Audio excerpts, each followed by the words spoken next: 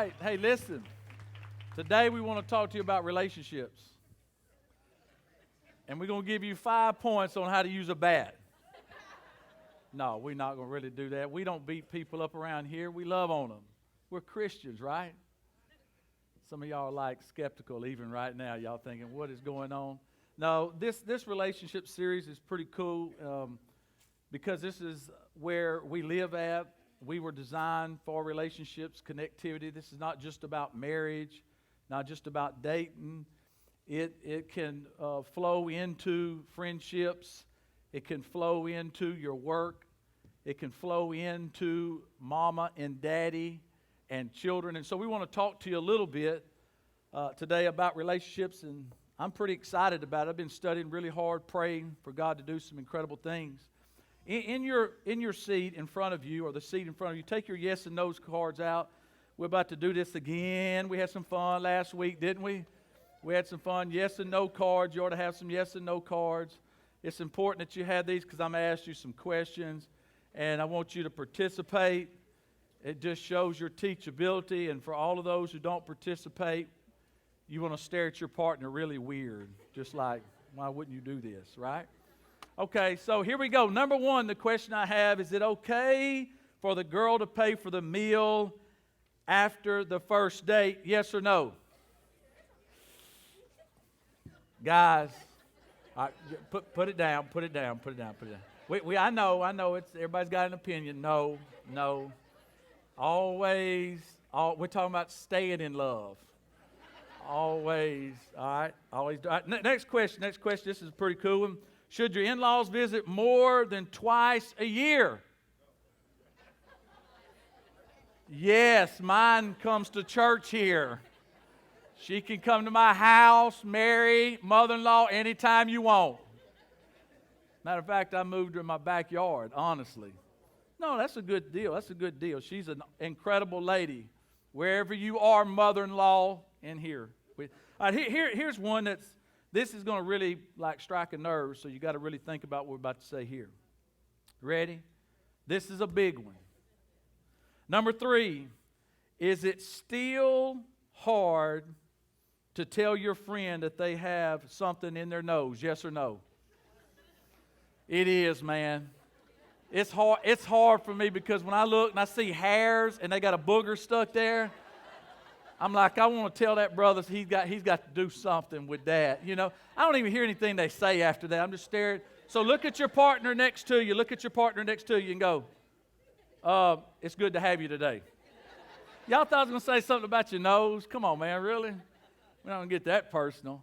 But it is hard to tell somebody. You see something in their nose and you're like, I think you got a little fuzz or something. You know it's a big waller of a booger there. You know it.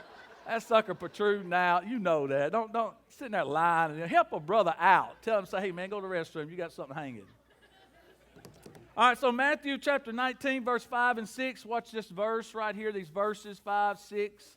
Matthew 19, 4, 5, and 6. He answered and said unto them, have you not read that he which made them at the beginning made them male and female? Watch this. And said, for this cause shall a man leave father and mother, and shall cleave, leave and cleave. If I had a Bible, I'd circle those 2 words. We talked about last week, leaving some things and then uniting, cleaving, leaving, cleaving. And it says to his wife, and the twine shall be one flesh. And it says, wherefore there are no more twine, but one flesh. What therefore God is yoked, joined together, let no man put asunder. So that word in verse 6, join, means yoked. It means a work word. So get the picture of 2 oxen, and here is a wooden piece called a yoke. And the master puts the yoke, and he puts the oxen on the left and the oxen on the right. And the master has a purpose, a destiny, and a direction that he wants the 2 ox to go in. So in order for that to happen, we have to learn together and we have to cooperate. We have to learn together and cooperate. Anytime you're unteachable, you can forget about job promotion, you can forget about your marriage getting better, you can just forget about your fulfillment because God's made us to increase. And a person who's learning is growing. And when you learn about a relationship, you grow in a relationship. And so that's what that means. And so work is definitely there, and relationships take work, man. It takes character work, scheduling work, personal spiritual work. It is the foundation going in to relationships. Now, sometimes I played baseball for a lot of years. A batter will get up to the plate, and he or she will get up, and they do their little deal, all this, the chain, they do it. But anyway, they get over the home plate, and they step back, and when they do, they're looking for the signal from the coach, and the coach, the third base coach, is telling them what they need to do, and they start doing all this. This is not the Father, Son, the Holy Ghost. That's not what they're doing. What they're doing is saying bunt, don't bunt, or I'm just fooling around, fooling everybody. And so here's what the deal is. They get up, and this batter, if he's like what I was, I always I'm fixing to jerk one out. I'm fixing to prove to that pitcher right there, I'm fixing to slap this ball plumb over. I'm improve my average, my stats. I want my swing to be noticed. And so I get up over the plate, and I look back, and the brother throws me a sacrifice bunt signal. And at that time, I have to surrender my wants, my desires, my ambition, and I have to do a sacrifice bunt, because if I lay the bunt down, it may not help me, but it'll help the team. It will advance the one in front of me farther if I just do a sacrifice bunt. And so I want you just to think a little bit about your personal relationship. Sometimes you have to lay a sacrifice bunt down in the context of relationships so that you can move y'all further. Sometimes you got to give up your wants and your desires and your stats and your glory and your honor and what your idea is for the sake of the team. You got to learn to sacrifice. Man, listen. June the 16th will be 30 years for my wife and I, and boy, have we had to sacrifice or fight about that. And so it's always in the best interest of the other person when you lay a sacrifice down. And last week we talked about maybe there's some things you need to leave, like quit worrying about your own personal happiness. What does your kids want, your wife want? It's not about getting your way, ma'am, all the time. It's about your husband. It's about your kids. A man was looking at a couple, and he said to his wife, "Look at them. They look so happy. They look like a happy couple." She said, "Don't be too sure. They're probably saying the same thing about us." Some of y'all get that next week. I thought it was funny. But anyway, so sometimes you got to leave some things, and then sometimes you got to unite on some things. You got to come together. You got to say, what can we work out? So people have asked how Annette and I have come together. I'm not trying to make this about me, but I'm going to share a little bit of how Annette and I come together. And before Annette and I got married, she was like, a distance from me, and I was over here, and I said, "Now, Annette, I need to really know two things." And she turned around, and I said, "I need to know, number one, that you love me.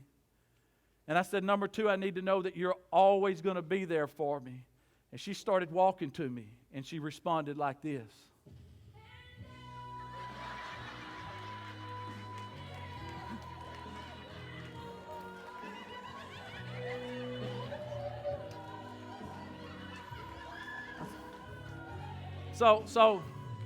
So I thought to myself, I was going to play the whole song, but I don't want to make it about me. I said, this is a very intelligent lady. That was my response. I said, this girl is really smart. So I said, you even sound like Whitney Houston when you started walking to me. That's what I told her. I said, you sound like Whitney. I thought it was Whitney. I did. I thought it was Whitney. So here's the deal. If I always love you, so in order to do this, I always love you deal, we're going to have to work on staying together. So to this day, I'm getting it all out. One time, I'm getting it all up. People said, well, how did you propose? Since we're in this series, they always asked Annette that. I said, I'm going to write it down how we proposed, or how I proposed. Our engagement story goes as this, and just be patient. This is about the Lord today, and you're going to see I'm going to tie it all together, and we're going to get help. So I picked Annette up, and at the time, my girlfriend in the car. I drive her to this lake in Arkansas, and once we get there, I had this, canoe waiting for her. And we get inside this canoe, and we start paddling out, and I got this little island all set up, and we start setting up lunch and began to eat lunch together. And when we finished, there was this speedboat that come up. And she said, "What's this?" I said, "Just get in it, baby."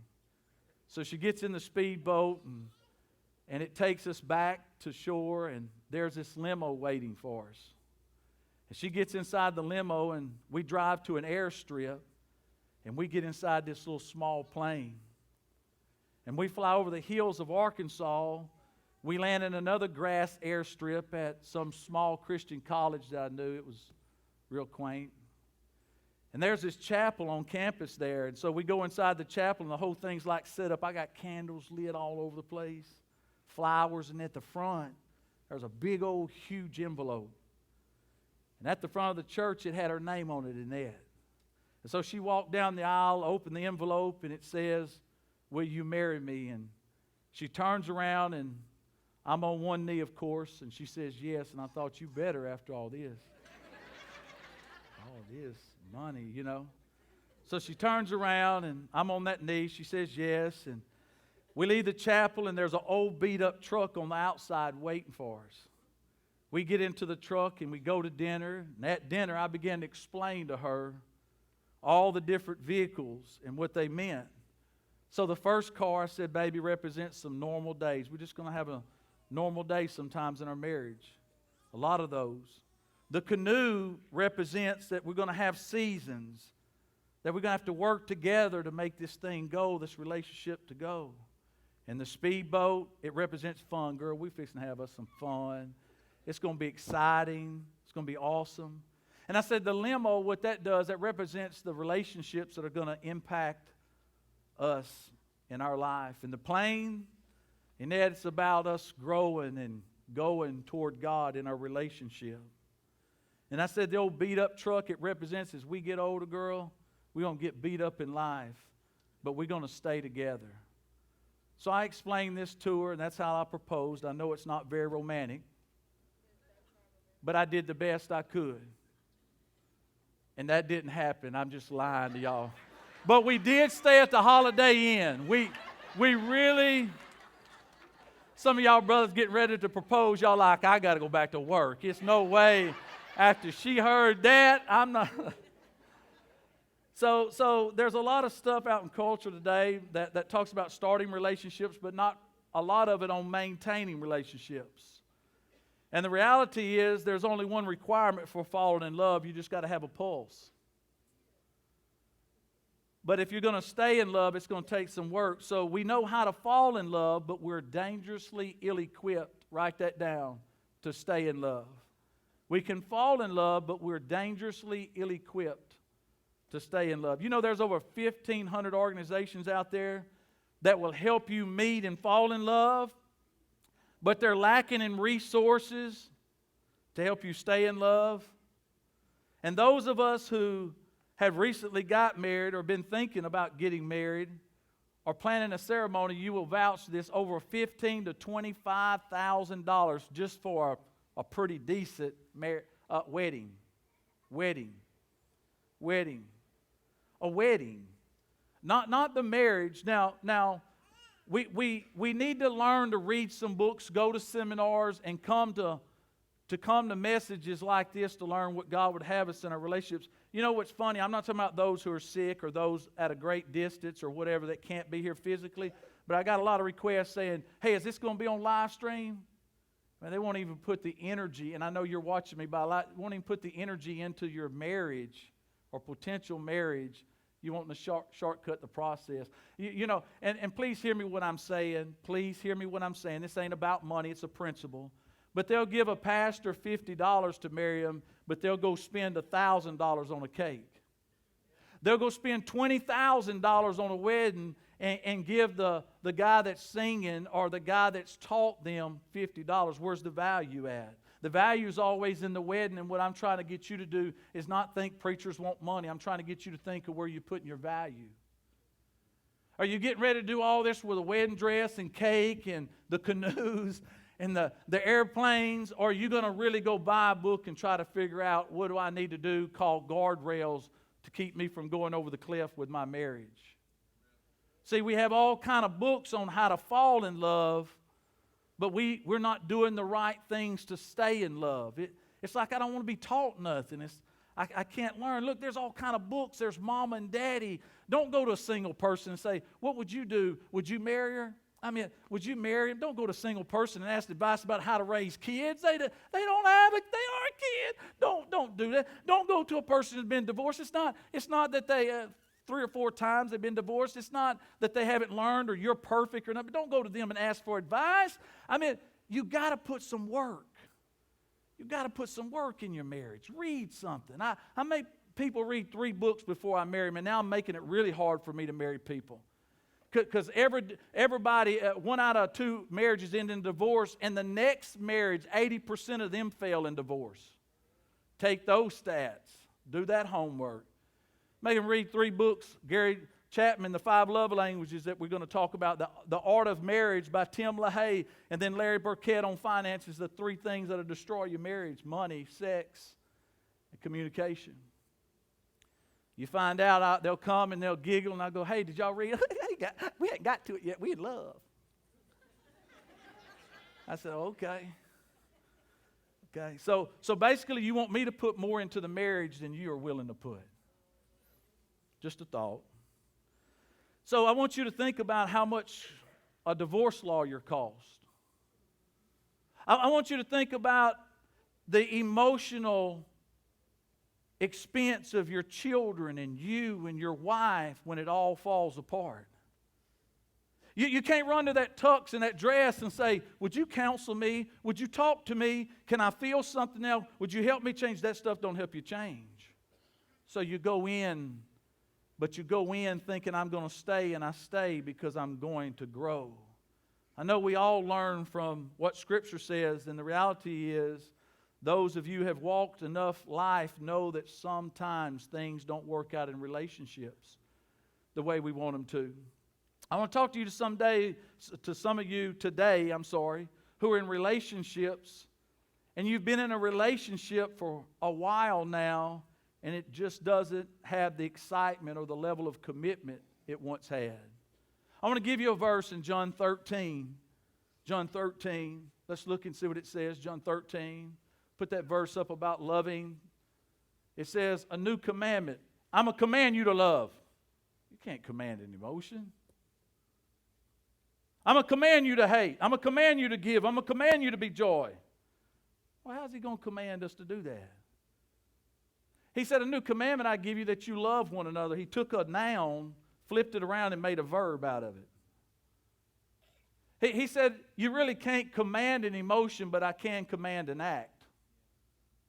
And what we're into today is, well, I just don't feel like going to church. I don't feel like loving you. I don't feel like you do me. I don't feel. God says, listen, I'm commanding you to do something. You go do what's right in spite of what they did. Don't give them what they deserve. Give them what they need. You go do right, and the feelings are going to come. Because if she loves God and you love God, when I put my yoke on you, y'all going to come together. And so here's a commandment, that you love one another. By the way, here's how people are going to know you're my disciples. If you go to church every day, no. If you say you read your Bible every day, no. If you give all your money to the community and you're in every organization, no. If you love one another. If you love one another. See, love's a fruit. I can fool you by my works. I can do something good and have a bad heart, but I can't fool you by my fruit. Fruit and works are different. Galatians 5 said love is a fruit of the Spirit. I want you to love. I want you to do what's right. I want you to do what's right. I'm commanding you to do what's right. Love is not something you find. Love is something you do. Write that down. Love's not something, it's a decision. It's an action. A lot of times our culture wants to feel it first. It's not good. Love's an action. It's a decision. I'm going to love you. That's why for better, for worse, for richer, for poor. For better, for worse, richer, for poor. We both are growing, so we'll never come to the end. We both are changing, so we'll never come to an end. The foundation for staying in love is to make love a verb. Now, there's a couple of reasons why we stop pursuing each other. One is we become too familiar. We just start taking each other for granted. It's like when you got a new car, you wanted to make every errand that you could. Could you not? You want to go to the store. If somebody said, we need some ketchup, I got it. I mean, you're 45 years old. And you driving down the road, you think everybody's looking at you like, look, they all looking at they. You know, and they don't even know you. They don't even know you're alive. They didn't even look at you, but you thought everybody. And you made your kids take a bath before they got into it the first time the vehicle. Remember that? Yeah, you remember that? You remember that? I mean, nobody could do anything in your car, no wrappers. Now, after a little while, you got milkshake stuck to the side of the seat. You got McDonald's fries all been there for 6 years looking at you like that right there.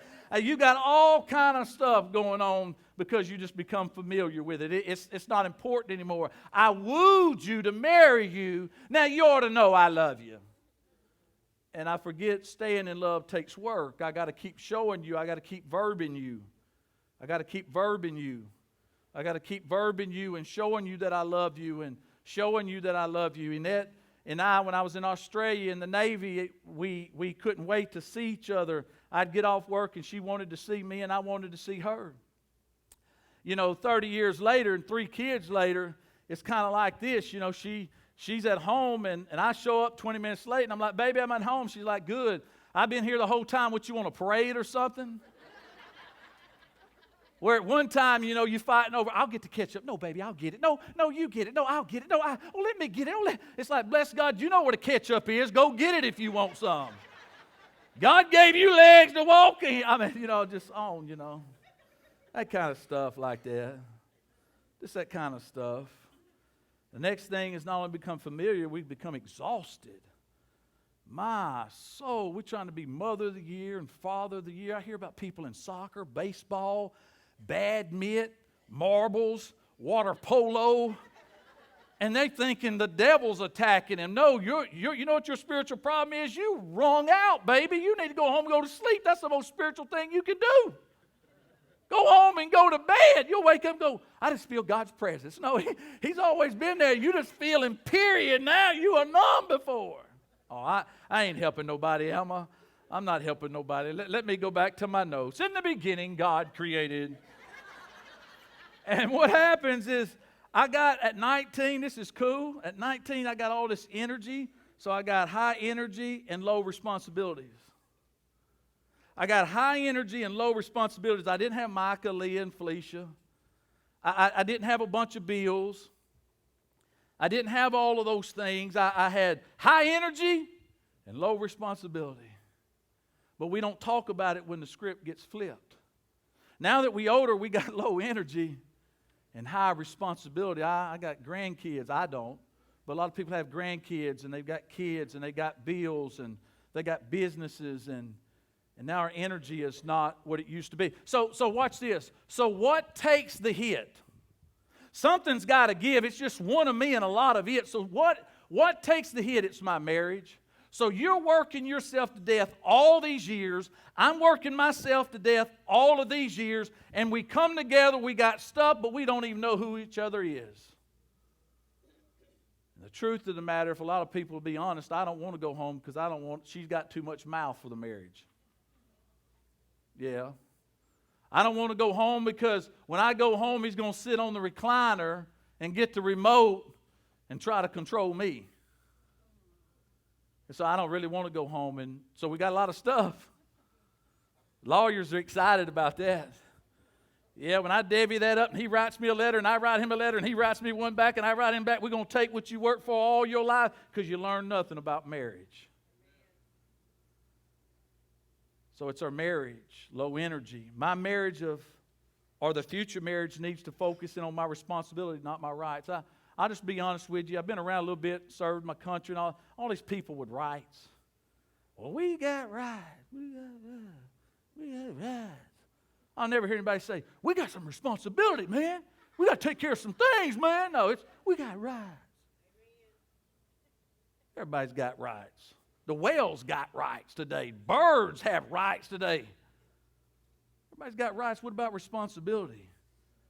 Feeling loved is a primary thing for human beings. I need to feel love. You need to feel love. We need to share this common need, and we do. What happens with some of our relationships, they get sideways is what happens. And what happens, even if we say in this relationship, I want to feel the needs and wants, and I have these desires, many times we miss each other. We're wired differently. Now, I'm not going to try to explain women about women. A man told me one time, he said, son, he was older, he said, son, if a man tells you he understands women, he'll lie about other things too. I want to tell you something. So I love women. I'm married one. I'm not a male chauvinist. I love my wife. Okay, but we miss each other. And what we're going to do is go with Gary Chapman. I'd write that down, the 5 love languages. And here's what somebody told me in counseling one time. They said, oh, we got that book. I said, good. You read it? Oh, no, he read it. But we got that book. I said, okay, you have it, but you hadn't. Okay, so we're gonna read it real quick together today. I have a few minutes. Here we go. Watch this. So what we got here is we have a love tank on the inside of us. We have some wants and needs and desires. Now I know that God is the one who meets our eternal spiritual need, but God made us for human and divine connection. This dispenser was made to do what? Dispense. A designer had it in mind that I wanted to hold and dispense. Take and give.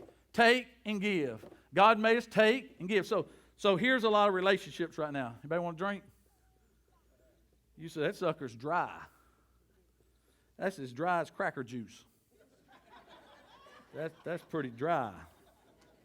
We can't get anything out of that. So I'm thirsty though. I'm thirsty. At one time in our relationship, you had me all right, man. I had my love tank there, and man, anytime I wanted a drink, I just come up and I'd get me a drink. I'd get me a drink, or I'd beat her, is what I'd do. I'd beat her. No, I'd get a drink, and I don't know if that was the Lord telling somebody something. No, I'm just picking. So I'd get a drink. So here it is. It's like now my relationship's dry. So I have to ask myself, what am I doing? I mean, this is my children. I've labeled it my marriage, my friendships, my parents, my dating, my relationships, whatever it may be. Oh, I know what's happening. I'm making way more withdrawals than I am deposits. At one time, they didn't have to ask me to love them because I wanted to love them. I wanted to do. So I just kept filling them up and filling them up. Now, I won't. And I'm making so many withdrawals that my relationships are dry. But I'm thirsty.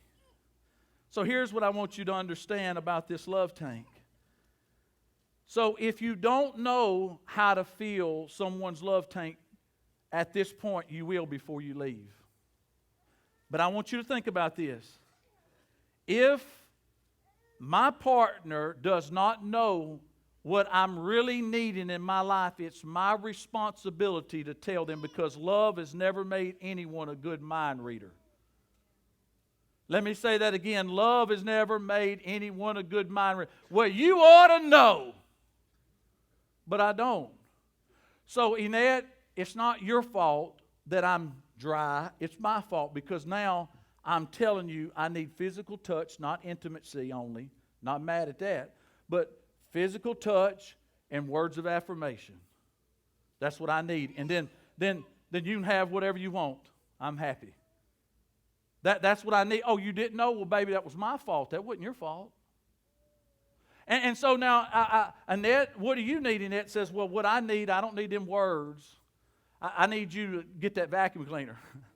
Yeah, you know what intimacy does for you? That vacuum does for me. So get the vacuum and come do acts of service and give me some quality time. I appreciate you saying you love me, but love is spelled W-O-R-K, vacuum cleaner. Vacuum cleaner. So get the vacuum cleaner and let's clean.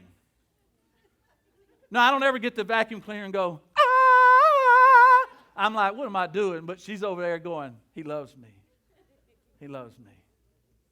And so hers is physical, mine's physical touch, words of affirmation. That's why I hug everybody all the time. You ever see me when I hug men? They're like, yeah, man, we good, yeah.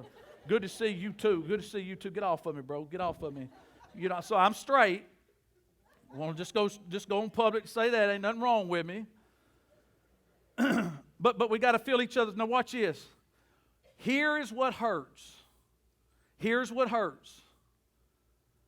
This is what hurts. Truthfully, what hurts your relationship is when you know that I know that you know what I need.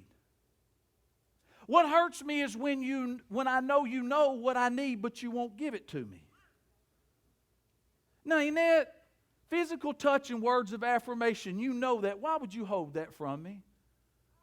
Acts of service and quality time, you know. Now, Keith, what bothers me is you're so busy fishing and hunting and doing all the other things you want to do, but you can go help Bill with his house, but you won't help me. You won't give me any acts of service, and you won't give me any quality because you're mean and you're selfish. And you know what? Here's the real problem. When I know you know and you won't do it for me. God says, by the way, I know how that feels. You call me Lord, Lord, but you don't do the things I say. And so he's like you and I. Ephesians 5, you need some chapter for that. Read it when you get home. It says that your body's not your own.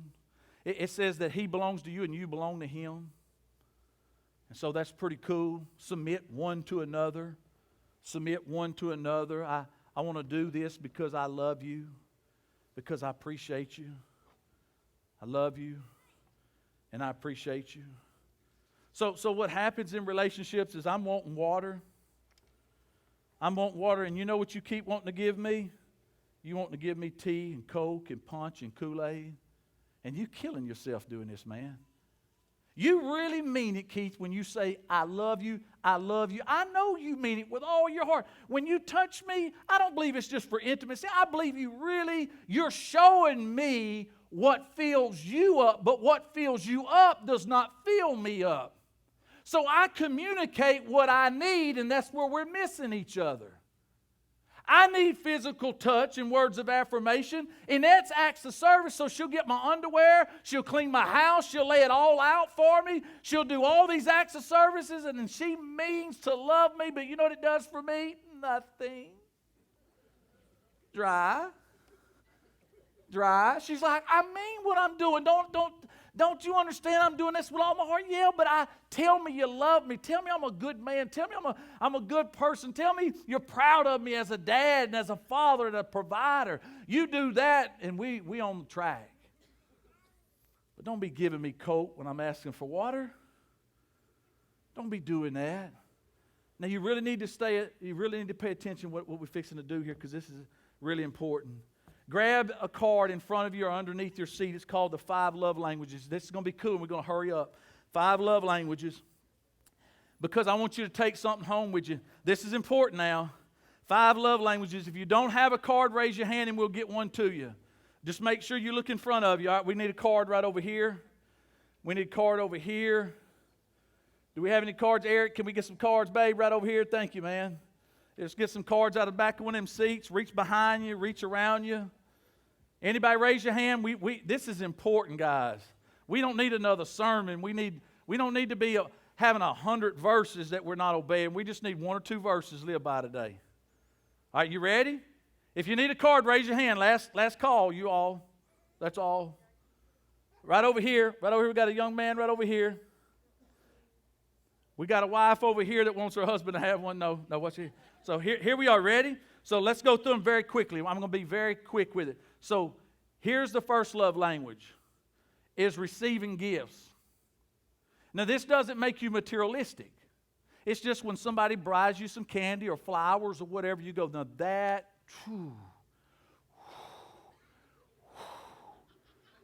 you start thinking, that fills my tank. Quality time, these people are needy. They like, I just want you by me. I just want you by me to do what? Watch Lifetime. I don't know. I just want you by me. I want you by me. And it's okay. There's nothing wrong with that. Men are like that. Quality time, quality time, quality time. So then acts of service, doing stuff. You can tell me all that love you stuff and all. I want you to get up and do something.